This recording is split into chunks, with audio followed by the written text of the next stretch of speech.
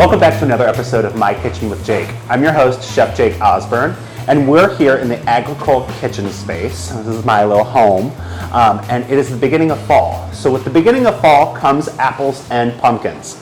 As you can see here, we have an array of different pumpkins, and each pumpkin's got a better quality than the next. You can tell that all of my pumpkins are a little bit filthy because they're straight out of the field. We did a cardinal no-no by setting them directly on the counter, but it's all for education. So these different pumpkins, these medium-sized ones here, these ones are perfect for roasting. These are actually made for roasting into pies and using for other things. These big ones, they don't have quite the sugar content that the smaller ones have, so it's not as good for roasting, but still great for carving into a jack-o'-lantern if you want. And these small ones you can use to roast too, but these ones are more for decoration. So what I'm going to do is I am going to teach you how to process a pumpkin from start to finish. So we're going to turn this into puree so that you can make your own desserts at home. One fun fact about pumpkins is they are completely edible. 100% of the pumpkin is edible, even this stem. I've never actually eaten it. Typically we give these to my brother Josh for his Idaho pasture pigs, but I have heard tell of people turning this into a flour type of ingredient.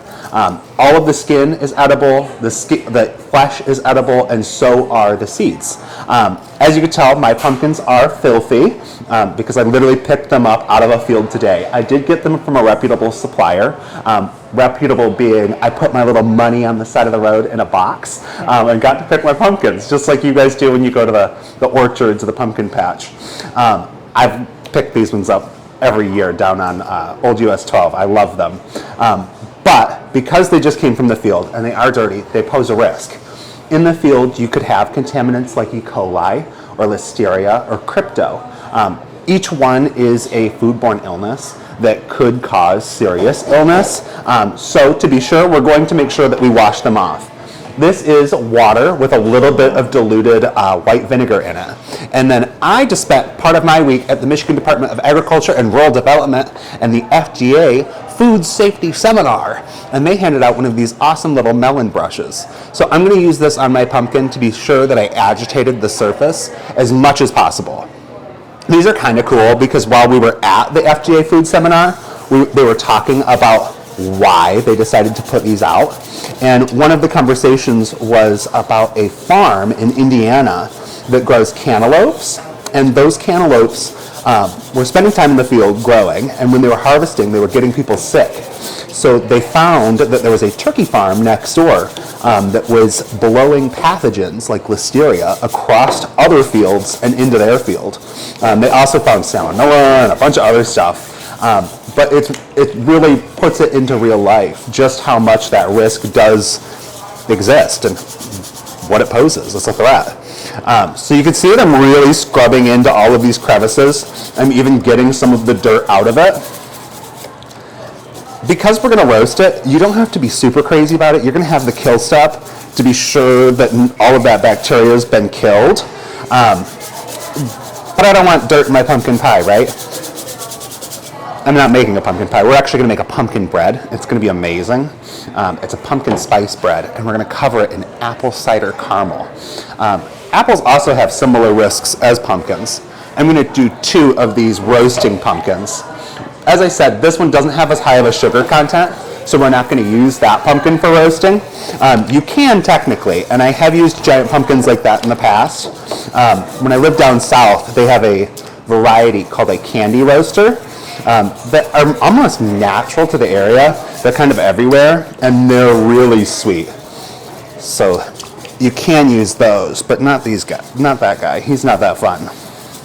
But you can use his seeds, like if you turned it into a jack-o'-lantern. One thing to talk about too is if you were to take a pumpkin, turn it into a jack-o'-lantern, is it still safe to use it to roast later on? The answer is no. And that is because that flesh has been opened up to the elements. So you really are putting yourself to risk. I mean, there could be mold, there could be, Listeria, E. coli, salmonella. you name it.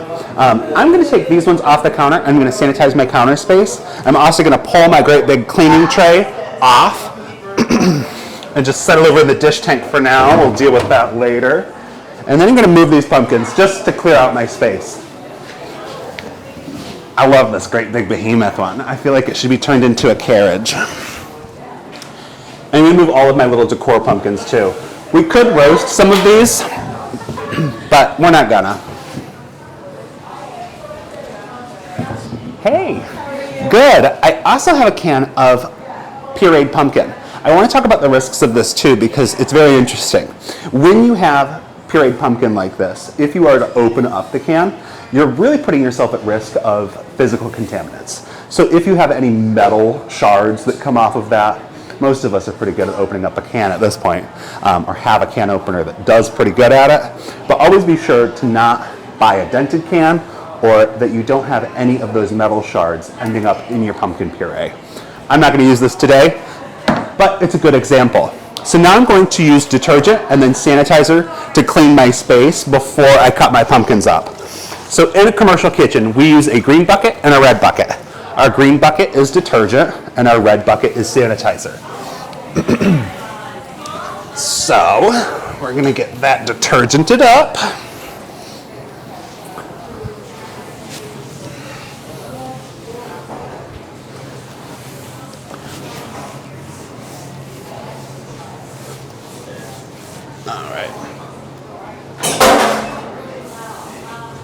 And now we're going to sanitize. And this is a diluted bleach solution. One of the illnesses we talked about was cryptosporidium. That's one that I learned about when I was at the FDA food seminar. It's very interesting. It's actually a parasitic, it's a parasite that can be passed through fecal matter and through water. And it's wrapped in a shield that protects it from things like chlorine. So you actually can't kill it using chlorine. So you can kill it with hydrogen peroxide. You can kill it with temperatures. So we're going to kill it with our heat. And you can kill it with ozone, which is also kind of interesting. So I'm going to grab my cutting board and a great big knife. And what I'm going to do is I'm going to take off this great stem. I love this one's stem. It's very decorative and very fun. But that's okay. We're going to take it off anyway. I want to cut that part off too.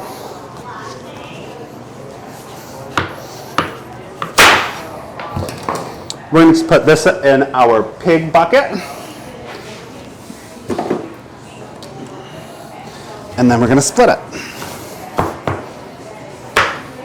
So once our pumpkin is split, you can see inside it's got all of its seeds, it's got its guts. We're going to save all this. I love pumpkin seeds. They're a really great protein source, and you can flavor them in different ways. So I'm going to grab a metal spoon, and we're going to core those out right quick.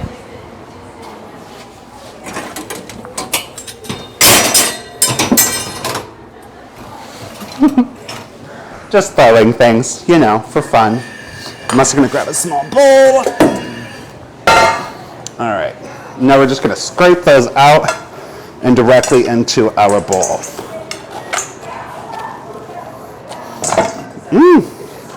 They're slippery.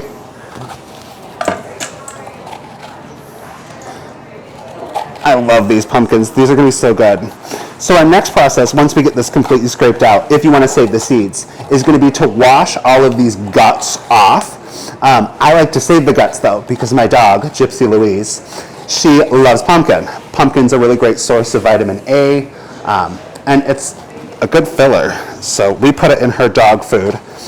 We freeze it, any of our leftovers, and what I don't bake with, she gets to eat, which is really very fun. Okay, so I want my puree to be really smooth. So I want to make sure that I get all of those guts out of there. So you can see just how nice and cleaned out the insides are. I leave the skin on, even though that spot's ugly. What I'm going to do is I'm going to cover it in a little bit of oil, and I'm going to roast it. And then we'll scrape it out of the flesh. I'm going to come around the camera guy right quick and grab a sheet tray. Excuse me. And I'm going to grab a parchment. 2 parchments maybe. We'll save that one for a little bit later. Okay, now I'm gonna set my pumpkins open side down. What that's gonna do for me is this space is gonna gather with steam and slowly roast that inside and make it nice and moist so that I can scoop it out and puree it. I'm gonna set it down and you're gonna brush it with a little bit of vegetable oil. Now, some vegetable oils can contain soy, so if you are somebody who is concerned about that, whether it be from an allergen or just a dietary preference, you can use coconut oil for this. I didn't use coconut oil today, first because I only had unrefined. And I find the unrefined coconut oil leaves a little bit of a coconut flavor. And with pumpkin, I don't love that. I mean, I think there's a time and a place, but this isn't the place, and this ain't the time. I'm gonna do another pumpkin too, just because why not? Ah! That didn't work that great again. These ones are really hardy. Now you can imagine when you're cutting off one of those great big ones, like a candy roaster, just how dangerous that can be. I mean, I know how to use a knife, right? But you can still see how much it's slipping around. So if you have young ones at home and you're doing this, make sure that you do that big step, okay? Ugh. When honestly, my knife could be a little bit larger. They always say good advice in life is to carry a big stick. I think a big chef knife works just as well. All right, we're gonna core that guy out too. This one has really beautiful guts. Look at how organized they are. That's so many seeds, I love that. 'Tis the season. Well, here in Michigan, we produce so many apples and so many pumpkins. So this is really a timely recipe, especially as we all get out there to the orchards. And some pumpkins, when you buy them, like if they're meant for jack-o'-lanterns, they might actually have a coating on the outside. Some of it is beeswax, which is fairly safe. You wouldn't want to necessarily roast that, but some of them are different types of lacquer, which can be chemical. So you definitely want to be sure that if you're buying a pumpkin, you know what's on it and where it's been. I think that's why most of us go to the same farmer every year, because they are a reputable supplier. I'm like throwing seeds everywhere. Sorry, Shayna. She's who takes care of the kitchen here at Agricole. She is not going to love the seeds everywhere, but we'll make sure we give her a slice of this pumpkin cake, and she'll be all right. All right. I'm going to oil that one too. And I'm not going super crazy with my oil. I'm just getting it on the surface so that it roasts it, keeping it pretty minimal. I've found that if you roast it without the oil, it kind of dries it out a little bit. All right. So I think these little beauties look great. They're so shiny, so lovely, very clean. Thank you, M. Dard, for the little scrubber. And now they're going to go in the oven.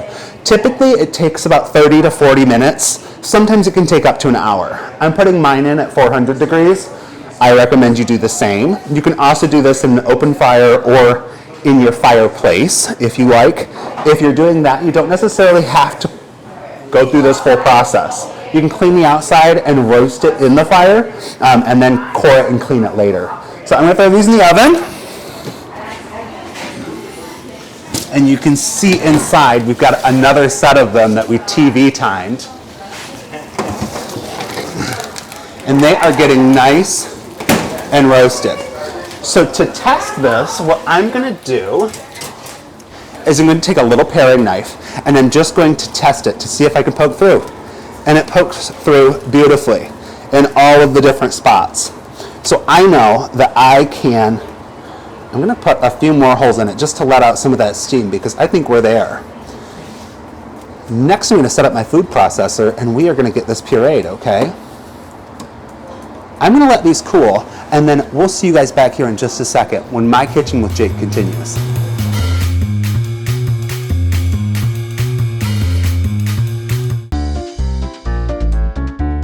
Okay, why don't I take this and why don't you put Okay. the chicken in the fridge? I'll do that.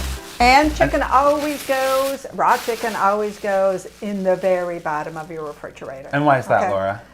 Oh, well, there's a little issue with cross-contamination. And gravity loves it, You doesn't really it? want to think about bloody chicken, and if it drips on your other food, then that's going to be a real issue.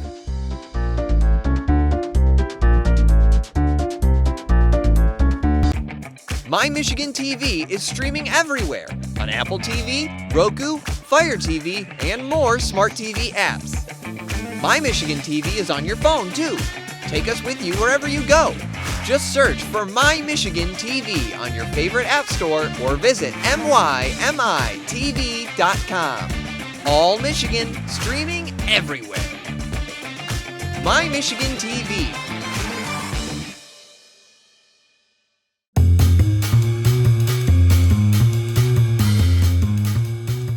Welcome back to My Kitchen with Jake. I'm your host, Chef Jake Osborne, and we just pulled some of our sugar roasters out of the oven. So this is a pumpkin that I really like to use for baking. I just roasted it at 450 degrees. I ended up turning it up there at the tail end from 400 to 450 just to finish it off. But what I'm going to do is I'm going to take the skin off and this little bit of stem that remained. I already cored it out. But I'm going to throw it in this food processor, blend it up, and then I'm going to use it in a cake. And it's going to be delicious. It's a PSL kind of cake, pumpkin spice. So you can tell when I touch it, it's still very hot, but you can see that the skin's a little bit loose. I don't want any of this skin in my puree, so my goal is going to be to remove all of this. So what I'm going to do is I'm just going to kind of get in there and I'm going to peel it off, just like that. Isn't that beautiful? You can see all those fibers. Those are going to go away as soon as we puree it. Now, I'm not going to add anything to this pumpkin puree. I'm just going to puree it. And the reason being, I use pumpkin puree a lot in the fall. And often I'm making things for gluten-free, or I'm using it for my dog, or I'm using it for somebody that might be dairy intolerant. So I keep it really simple, and I only puree it. You're going to see this go from these weird strands and what looks like a pumpkin to being beautiful smooth in like no time.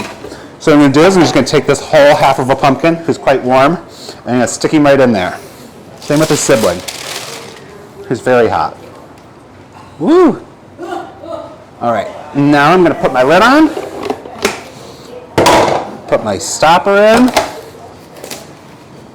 and turn it on.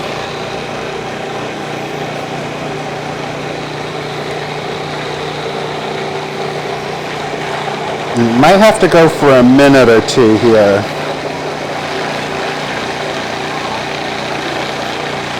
But it's so bright yellow and it's going to be so smooth.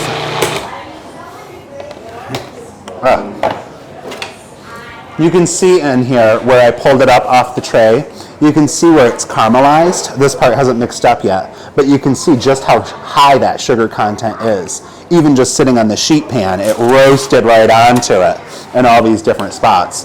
So you know that you're going to be baking with a really nice, sweet, flavorful pumpkin. I don't think that would have happened with our jack-o'-lantern pumpkin.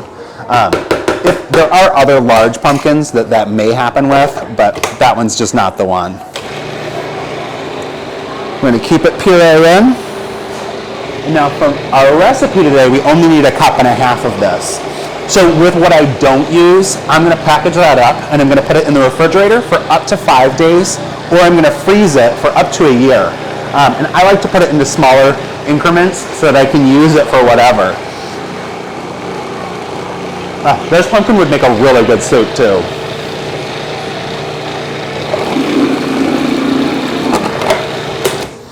Okay, I think we're there. Check that out. Isn't that gorgeous? And it's super smooth. Like there's no chunks or weirdness in there at all. It's even got a good jiggle. Okay, so I'm going to portion that out to 1.5 cups. I'm going to ditch all of my dirty dishes. I'm going to clean my surface again. And then I'm going to go ahead and I'm going to start on my cake recipe so we can get that in the oven. So then we can focus on apples. Or maybe we'll do apples first because I actually want to reduce my apples by half. So I'm going to let this cool. I'm going to measure it out and then we'll start on apples. Sound good? All right. So we've got our juicer. We're gonna make apple cider, or apple juice, kind of. But the idea is that it'll be similar to cider. So I'm gonna grab a saucepan.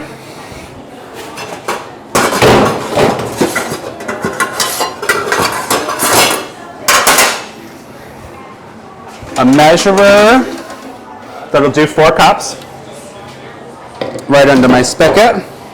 All right, and now I need to grab my apples.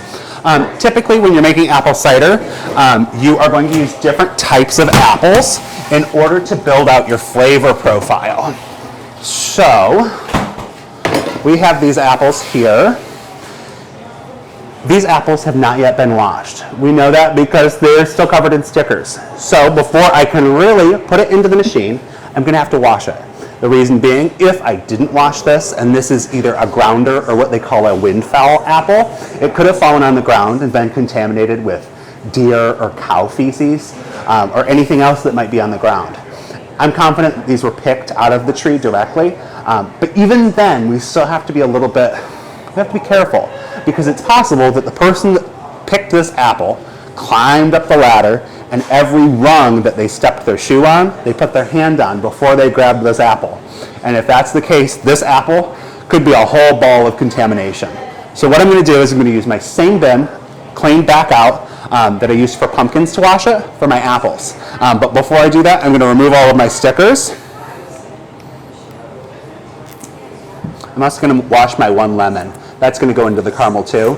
That's going to give it a little bit of zing, but it's also going to help make sure that all of my sugars stay uncrystallized. That little bit of acid will help your sugars from seizing up and looking kind of gritty and more like a praline. We don't want that. Okay, so stickers are removed. I'm going to grab some water for our bucket.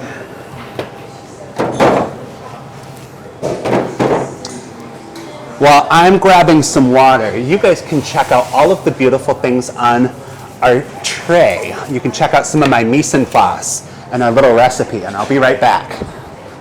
I'm just gonna grab some water to rinse these guys off with.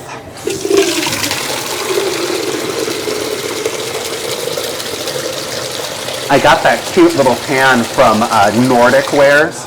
I love it. I think it's really cool when you can take something and completely puree it and blend it and turn it into something new, but also still make it look a little bit like what it used to be. So I think it's really cute that there's all of those pumpkins in there. So this is some of my same dilution of vinegar and water that I'm just pouring over these guys. I'm keeping it real simple with clean hands. All right. Now I'm going to take them directly out of here, and I'm going to put them through my juicer. I'm going to do skin and all, including seeds. Even though apple seeds technically contain cyanide, it's not enough that we're concerned about it becoming cyanide cider. So I'm going to cut some of these up, chunk them in, and we're going to let them go, okay? I'm not sure how loud this guy is. I've only used him a couple of times, so hopefully we can hear each other.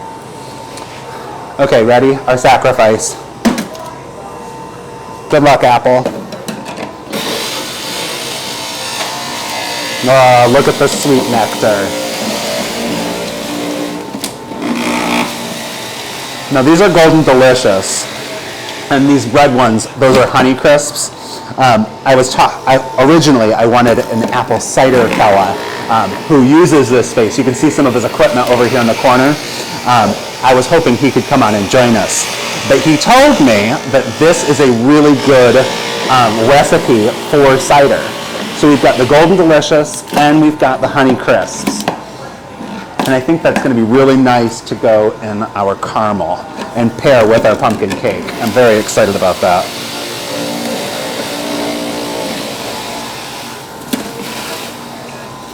It's very yellow. It doesn't really look like cider yet, but it smells wonderful. If we had smell-o-vision, you guys would really appreciate this. Now my my Honey Crisps are a little bit too large to fit, so I'm going to cut those guys in half before I chunk them in.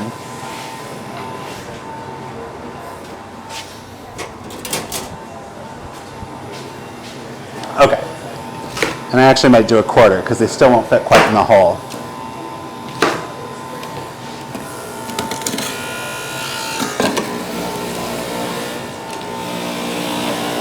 Honey Crisps are one of my absolute favorite.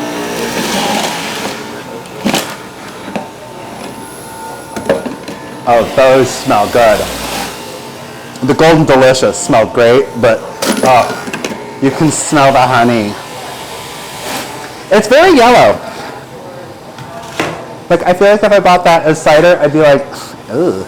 But if it tastes anything like it smells, oh, it's going to be wonderful. With this one too, we're doing something a little special. So the lemon helps keep your crystals in your sugar. There it goes. From crystallizing back up and seizing as a mixture. But so does a syrup. Typically I use either honey or maple syrup to convert those sugars. Because we're at Agricole and we have access to so many incredible local ingredients that are also very interesting, I chose this hickory syrup, which should be a really cool addition. I've never really hung out with hickory syrup or even hickory nuts. But recently we've been playing with some hickory nuts at the farm, and they have a really unique flavor. And in the syrup, they actually have a little bit of a smoky flavor. So I think in the caramel, I think it's going to be something really unique and very special. Ugh.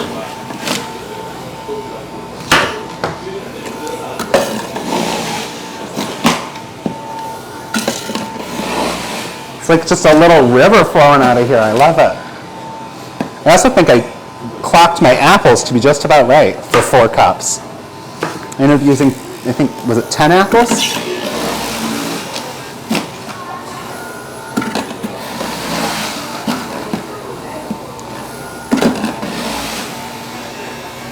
Okay. I want to get that last little bit in there. Oh my gosh, that smells so good. Isn't that amazing? Camera guy is nodding. He says yes. All right. I think we're going to go ahead and call that. So we can see here where our line is. We're going to go ahead and put this on the stove on medium heat, and we're going to reduce it by half. So I want it to really reduce down to about a ½ an inch in this pan. I chose this pan because it's got a wide surface area. I could have gone for a smaller one, but when you're reducing, that surface area is important to let that steam off, because that steam is your water. This is going to concentrate our flavors and make it just that much better. So I'm going to put it on medium heat. I'm just going to let it be. While that's happening, I'm going to ditch my mixer, or I'm going to ditch my, you know, this guy, my food processor, my juicer guy, and we're going to ditch our cleaner, and then we're going to start building our cake so we can get that in the oven. But while I'm cleaning up, we're going to go on a quick break, and we're going to thank our sponsors, the Michigan State University Extension Office, MichiganFoodSafety.com, and the Michigan Hospitality Foundation. Love you guys, and we'll see you back in just a minute.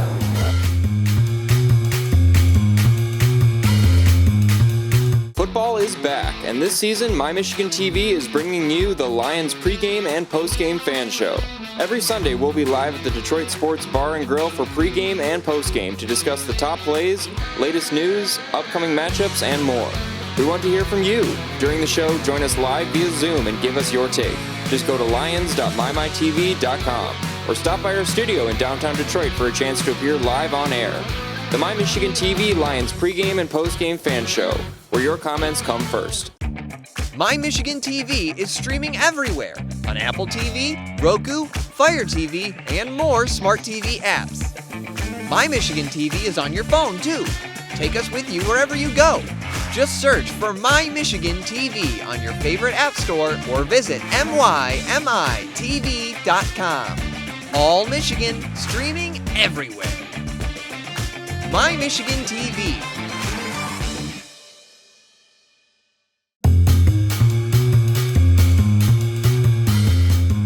Welcome back to My Kitchen with Jake.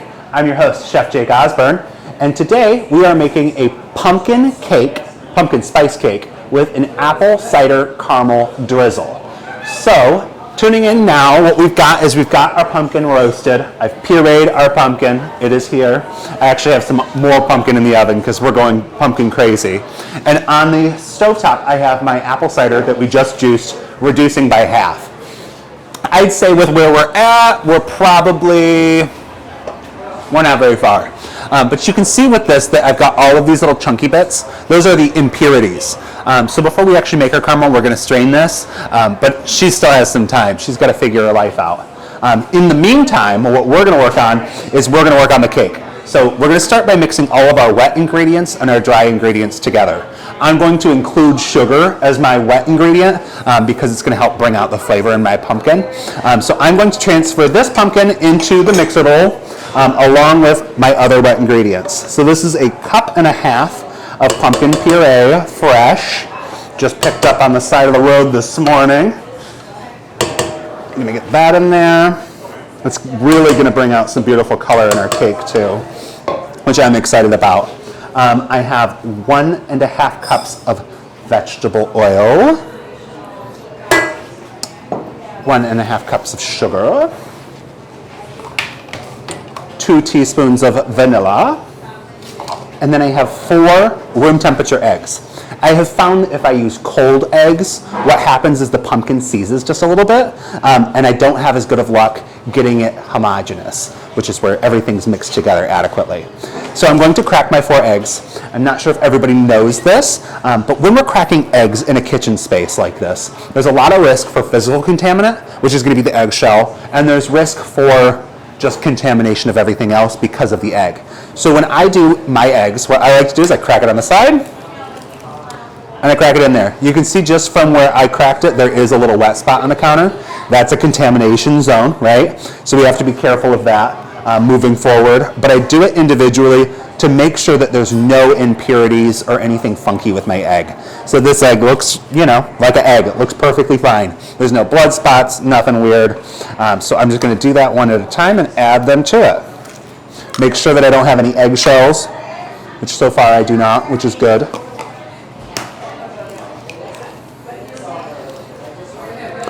Another beautiful egg.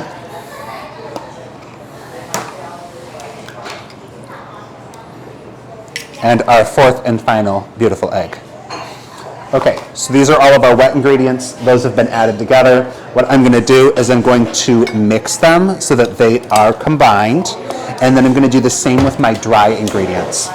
So I'm just going to keep that on low for a second. Let that get mixed up. And while I'm doing that, I'm going to take my 2.5 cups of flour, 1.5 teaspoons of baking powder, 1.5 teaspoons of salt, and 2 teaspoons of baking soda. And I'm going to mix those in. I'm also going to add my mix of gorgeous spices. There's cinnamon, nutmeg, ginger, a little bit of clove, and a secret bit of razzle dazzle. So I'm going to add that to it. I'm going to let this finish mixing up. In the meantime, I'm going to grab a whisk and mix my dry ingredients together so that those are well incorporated.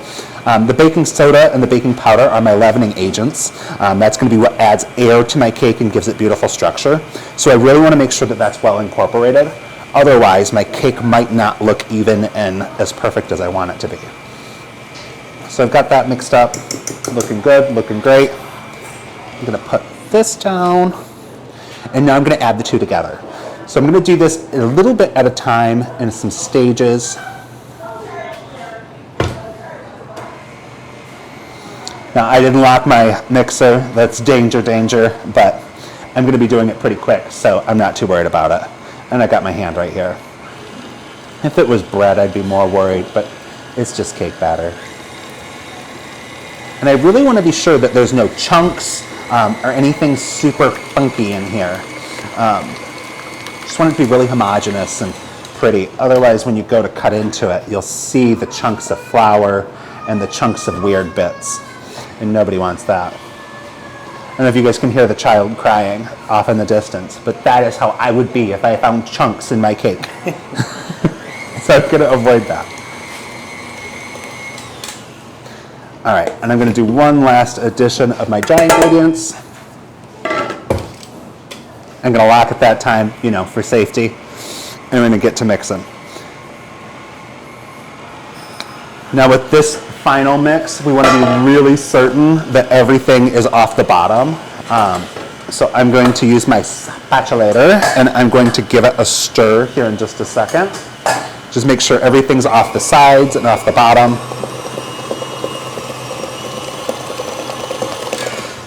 All right, it's beautiful. Woo! All right. And you see we still have some of those dry ingredients on the top. I want to get all of those in there. Get the bottom really good. Always. All right. Let's give it one last stir. While we do that, we can go ahead and prepare our pan. I was telling you all about this. I got this from Nordic Wares. I love this pan. I'm hoping that it really comes out clean. It's got the imprint of the pumpkins, so you can kind of understand what the ingredients are before you actually get into it. When I do this, I am going to use a little bit of spray. It's always important to know when you're buying sprays like this. It's not something that a lot of us love, right? But there can be ingredients in this, such as soy or flour, that are allergens. If you're using this for gluten-free baking, you're going to be in the wrong because this does contain flour. So you need to be aware of that. It's okay for this dish because it already contains wheat. We're going to give it a nice little spray, quick one, not super crazy. Boom, done. All right, now we're going to pull out our batter, which contains raw eggs, so I'm not trying it.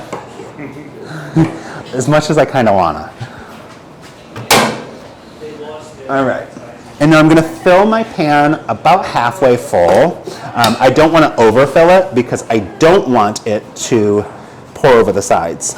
And I wanna make sure that I get it in all of those little pretty decoration spots. Oh, it smells really good already. It's very pumpkin pie-y. And I think I'm gonna call that. I like that. And I have plenty of dough, so what I'm actually gonna do is I'm gonna grab a couple more little pans that I brought. Typically, I use these for gluten-free editions. I like to make two of the same cakes, but have it in two different presentations, so that people know what is containing the allergens and what doesn't. This one definitely contains some allergens. I'm gonna grab that pan, those other little pans. These ones are actually silicone. What did I do with them?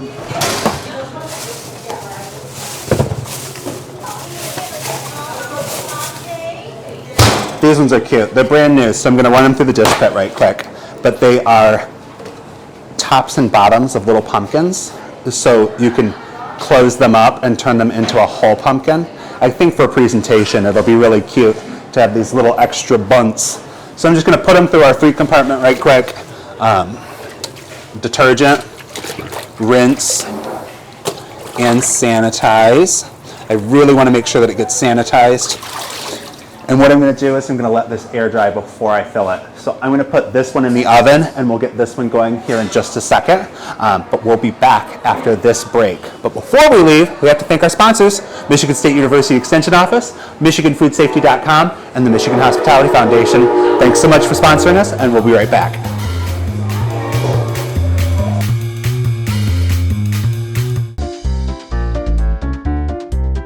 Hand me that towel. This towel looks like the dish rag. I think it's time for a fresh one. Again, this is one of the big issues that we have in home use. Did you replace that towel as often as you actually should? Especially if you have small children in the house. So making sure this is clean as well.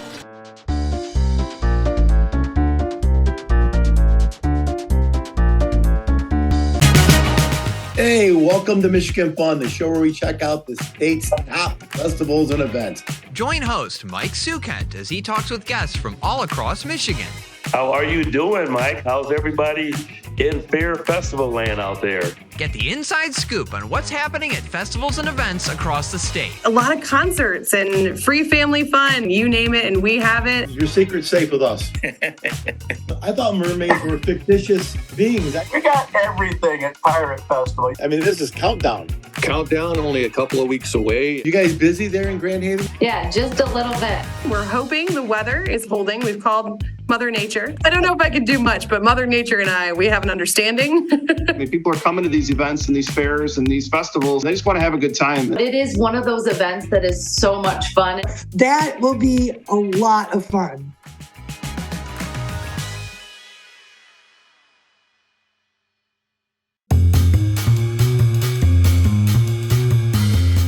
Welcome back to My Kitchen with Jake. I'm your host, Chef Jake Osborne, and we're celebrating Michigan fall. So, with fall on its way, we are going to get our pumpkin spice cake in the oven. While that's baking, we are going to get our caramel apple cider, or our apple cider caramel together. That we juiced our own apples for. So we're going to strain that, get that going. I'm going to get this in the oven. This is about 30 minutes in the oven. Because these are smaller, we're definitely going to keep our eye on it. I'm assuming these are going to be anywhere from 15 to 20. So I'm going to throw these in the oven at 350 degrees. I'm going for the middle rack, of course. All right, and we'll see it here in just a little bit. So this is our cider over here, the start of our caramel. Once those bubbles subside, I think we're about at halfway. But you can see that there's lots of different impurities. So we put this through just a regular juicer rather than a typical cider press. If you used cider that was from, a local farm or a local cider press, it probably will have less impurities than mine. But because we're turning it into caramel, you are balancing this act where science wants your sugars to turn back into granules and back into crystals. So with all of these contaminants, we'll call them, even though they're not contaminants whatsoever on a food safety show, they're more just apple additions. We're going to extract them so that we prevent that from happening. We call that seizing in the industry, where a caramel seizes up and it gets all chunky and not right at all. So I've got another saucepan that's clean over here, and I'm going to put this through. One of the ways that we like to keep our caramel from crystallizing and seizing up is a little bit of acid and a little bit of a simple sugar. So either I use honey or I use syrup, because that sugar that's in the syrup is going to help convert the granulated sugar to a sugar that's more stable. So what I'm going to do, because I've got my strainer, is I'm going to juice my lemons into the strainer, just so I don't end up with any seeds. And I really only want a maximum of like a tablespoon, otherwise it'll be too lemony, and we don't want that. And I'm going to pour my cider directly through. Ooh, look at those chunky bits. I feel like I could use that for like apple butter, which would be good. Or I could eat it with a spoon. Either way, it's going to get used. I'm just shaking it to make sure I get all of it out of there, because that's all flavor. All right. I think we're going to call it. So those were the impurities, as well as what's on the side. Impurities is a better word than contaminants, because that's not what they are. Now what I'm going to do is I'm going to add my alternative sugars. So I have a half a cup of regular granulated sugar that I'm chunking in there, a third of a cup of brown sugar that I'm chunking in there, and then I'm just going to cook it. My remaining ingredients are heavy cream and spices. Oh, and I also want to add some of my hickory syrup. As I was telling you, this will help convert those sugars. So I'm going to do 2 tablespoons of this. This is a local Chelsea product. This is from Sanger Farm. You refrigerate it after opening, but it's so unique. It's very smoky smelling. It's a hickory syrup. I'm really excited about that.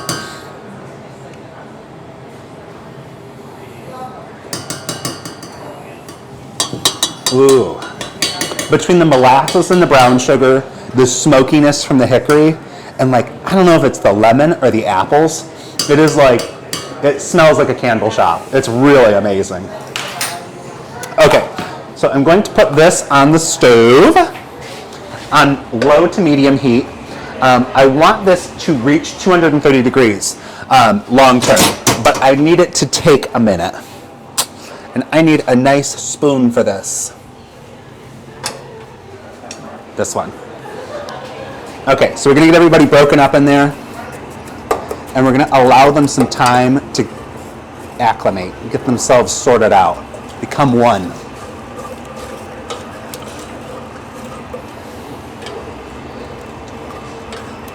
Now this one you're going to want to kind of watch as it goes, especially if you're using a pan like this because it's a little bit thinner. It can go really quick.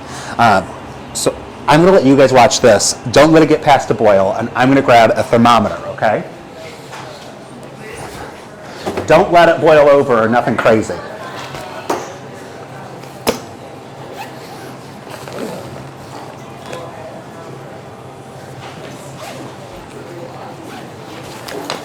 Now, at a certain point, which is kind of cool, that cider is actually going to pasteurize. So once it reaches 155 degrees, it is what we would call pasteurized. Typically in the restaurant industry or in a cider mill that does pasteurize their caramel, 155 degrees, it's going to bring it to that rapidly, and then it's going to cool it right down. So I'm going to put this big old candy thermometer in here. We want it to just touch it. And we're going to wait until it makes it up to 230 degrees, which you'll see is marked as soft ball. Soft ball is a process with sugar and candy making where it's a certain pliability. So once it's at that pliability, we're going to add some of our heavy cream. Then I'm going to do that once it's boiling and looking good. I want it to come to 230 with the heavy cream in it. So the heavy cream is also pasteurized and stable, and we don't have risk of pathogens growing within our caramel. So now that it's boiling, my guess is that we could say it is pasteurized. It's at 200 degrees, so about 50 degrees ago we were pasteurized, which is good. I'm just going to let that keep going. I'm going to get my cream on the ready. So you see how it's rapidly boiling? It's very exciting. Lots of action happening there. Keep it tamed down a little bit. So we put our heavy cream in. That's lots of fat, lots of flavor, lots of goodness. I'm going to mix it up right quick. And then I'm also going to add my spices. Now, I'm somebody who, when I follow a recipe, I don't really go for the recommended amount of cinnamon. I always like to go more. I have learned with this recipe that if you go too heavy on your cinnamon, you kind of end up with like a gooey, gelatinous weirdness, and it's a property of the cinnamon. Once it gets in there, it makes it like, it's like a slime ball. So don't do what I normally do and add a bunch of cinnamon. It's not going to pay off. I'm going to wait still before I add this because I don't want those spices to burn in there. So we'll talk about one more thing with pumpkins. Pumpkins are full of nutrients. Our cake, it's not going to be full of nutrients. But back in 1944, during World War II, right? Or was that World War II? Yeah. The 1944 Victory Garden pamphlet. I don't know if you've ever heard of this, but back in the day, you were receiving rations, and you would be encouraged to plant a garden in order to grow more food, grow nutrients for your family, supplement food systems in your community. And one of the top recommendations was pumpkins because they have such a high nutritional value and because so much of it's edible. So it's kind of just cool historically to think about that. And pumpkins originated down in South America and came up, and they were much smaller. Now they're really large, and there's all the different varieties. But it's pretty exciting when you think about it, knowing that we were once encouraged to grow pumpkins specifically, simply for their nutritional value. So back to caramel. So we're at just over 220. You can see that there is some of these granules on the side. I always like to throw some of my caramel up on it just to wash that off. That is the point at which your caramel is at most risk of seizing. Crystallization is contagious. So if the sides decide that they're going to crystallize, all of the sugars that are in your pot could do the same thing. So I just like to keep those down so that they stay melted as part of it. Some people like to use a wet pastry brush. You can do that. Pastry brushes freak me out a little bit because there's so much opportunity for bacteria to grow in them. So I kind of avoid them as much as I can. The silicone ones are a lot better because you can chlorinate them and bleach them. But with this, I just like to splash it up a little bit. Keep it going. Oh, we're really teetering there. It's not getting hotter yet. I'm going to go ahead and add my spices though, just because we're so close to the end. Also, I really want to smell them. I am really excited to put this on top of that cake. I think it's going to be gorgeous, and I think it's going to taste incredible. If you haven't yet, this is a really good opportunity to go ahead and check out MichiganFoodSafety.com. If you haven't, you should. We've also got the Michigan Hospitality Foundation and the MSU Extension Office that are our sponsors. You should check out all of their sites because they are amazing companies that have done a lot for us and are doing a lot for food safety. So use this time. Use our next 10 degrees, maybe 4.5 degrees, wisely. We'll move our thermometer a little bit. I think we're going to go ahead and call it. Now with a candy thermometer, they do contain glass. So what I'm not going to do is put this in the dishwasher or put it in the sink because that's going to break, and that can be a physical contaminant, a very, very dangerous physical contaminant. If you have an electric stove, don't leave your pot on your electric stove because it still holds heat. This is also not the time to stop stirring. My pans specifically are induction pans, so the bottom is insulated and nice and thick, which means that it's still holding that heat. So you don't want to pull it out too soon. You can transfer it into a different container at this point, or just allow it to sit there and cool for a second. We're going to be putting ours in a squeeze bottle, so I want to be certain that it's cool before I do that. You can also set your pan in an ice bath if you'd rather, but we don't need to do that. That's too much. We're just going to let it hang out. But you can see that that consistency is perfect, especially once it cools down a little bit. Okay, so I think we can go ahead and set this to the side. I can be done with it for now. And our cakes are almost there, but not quite. But I've got plenty of dishes to do. So I'm going to work on some dishes. You guys hang out, check out those websites I was telling you about, and we'll be right back when My Kitchen with Jake continues.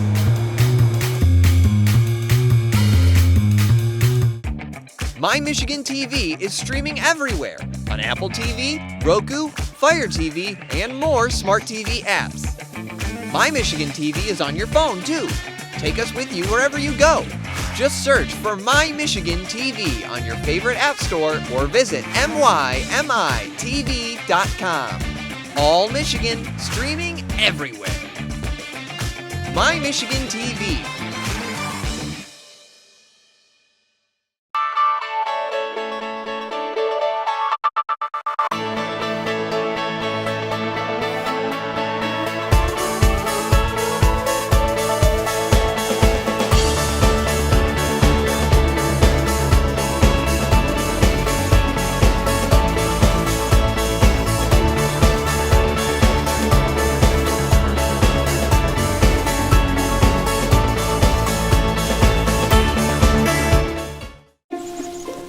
A fresh dash of fall really spices things up, elevating every moment amid the crimson, orange, and gold. Feel that rush of color, stopping only to savor every nuance and every note. Then kick it up a notch as the aromas of autumn fuel your inner fire. Add some spice to the season and let fresh bring the flavor in pure Michigan. Keep it fresh at Michigan.org. Welcome back to My Kitchen with Jake. In this episode, we've learned how to process a pumpkin and process our apples and turn them into apple cider caramel, as well as a pumpkin spice cake. So our pumpkin spice cake just came out of the oven. We're in the very final process of plating. It's still very hot, so what I'm going to do is I'm going to use a couple of clean towels. I like to use clean towels because this is ready to eat food, and often oven mitts don't get washed. So I'm going to use my clean rags, and I'm just going to turn them out. Woo! It came out really quick and perfect. Oh, I love it. So next we're going to put some caramel on it, but I had our little extra pumpkins, so I started to turn them into little additional pumpkins. Like I was saying earlier, I typically like to do this with my ones that are gluten-free so that it still accents it, but it's inclusive that way, right? It's almost the exact same, but it's gluten-free. These ones aren't. But what I'm going to do is I'm just going to set these around it. I'm going to decorate a couple more of them too. And we'll integrate a couple of our little pumpkins. I did wash these, so I'm just going to nestle them in. I have more too. It'll be really cute. And then what I'll do is I'm gonna use, I just took some buttercream that I had in the fridge and I dyed it with a really nice pumpkin vine green. And I'm using two different tips. I've got just a small round tip, and then I have what we call a leaf tip. And this is what I'm gonna do with it. I filled the center with a little bit of frosting, but I'm just gonna make some coils around them to emulate the vines. And then I'll put a couple of leaves on it and call it good. I like to do a couple, let it do its thing naturally, right? That one might have been a little crazy. Oh well. Nature's like that sometimes, right?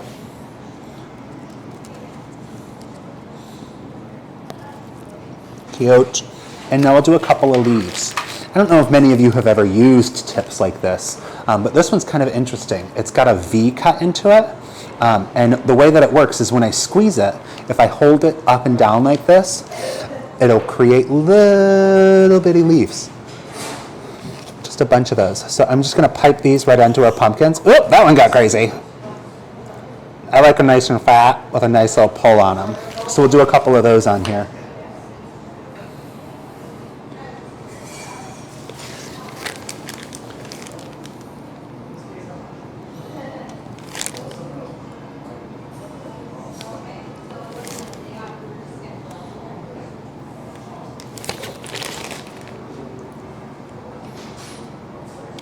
And with the big one, I might add a couple of these, but for the most part, I really want that caramel to be the accent. So what I'll do is maybe I'll just do the caramel on there because I really like it. So I put this caramel in a container like this just so that I can pour it out. What I did is I put this in an ice bath, and then I used a funnel and I poured my hot caramel in. My caramel had sat on the counter for about 20 minutes before I did that. So this caramel's still warm, but cool enough that I can handle it. And what I'm gonna do is I'm just gonna drizzle it over top of my cake, and it's gonna make it nice and glossy.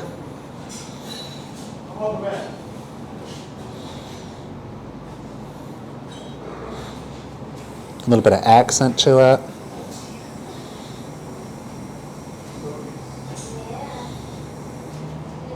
Yeah, I really like that. I think I'm gonna call that good. And then what I'll do is wow! We had an accident right there in the bowl! That's funny. That's okay, we're gonna recover. 1 second.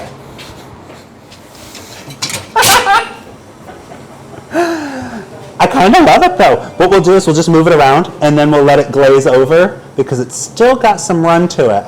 That's hilarious. Come back, pumpkins, we wanna see you. That's hysterical. We'll clean off that little pumpkin. Maybe we'll scooch him over top of that little bit of caramel. Nobody will even know. We'll clean our apples off right quick. Or our pumpkins, I mean. Yeah, that's actually gonna rest well. Maybe we'll add just a little bit of more to the other side too. Then it's like we meant to do it. Yeah, I like that.